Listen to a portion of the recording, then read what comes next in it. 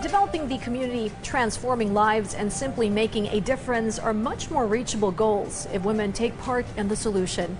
The short and sweet of Vice President Sara Duterte's plea to bridge the gender gap and refrain from all kinds of gender stereotyping in her speech celebrating International Women's Day earlier today. Our Kenneth Paciente tells us more.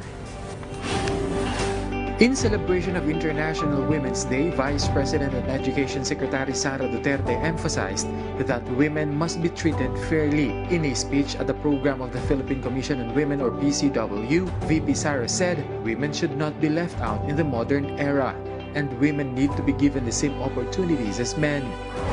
Kapag ang mga kababaihan sa isang komunidad ay nabigyan ng pagkakataon maging produktibo, kapag sila ay nabigyan ng edukasyon at nagkaroon ng kapangyarihan ng kaalaman, at kapag sila ay nahasa na mamumuno, kaya po nilang baguhin ang mukha ng kanilang komunidad.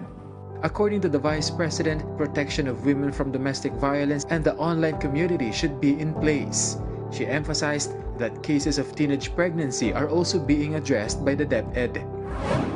DepEd is also making sure that teenage mothers who have dropped out of formal school to take care of their children are provided with a second chance to finish basic education and pursue their dreams through the alternative learning system or pursue technical skills training through our TESDA programs.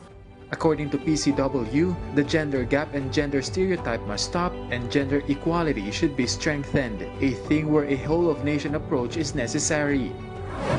We urge development partners, government agencies, private institutions, civil society organizations, the academe, and local government units from the provincial to the barangay level to pledge and take concrete steps in fulfilling women's rights and well-being. Duterte also led the launch of Magnegosyo Taday in San Pedro, Laguna, where beneficiaries of the program received 150,000 pesos for them to start their livelihood. The women of District 6 of Quezon City held various activities in celebration of International Women's Day. They conducted parade and flash mob dance together with the original members of the Universal Motion Dancers and Street Boys. LRT2 and MRT3 offered free rides to female passengers today.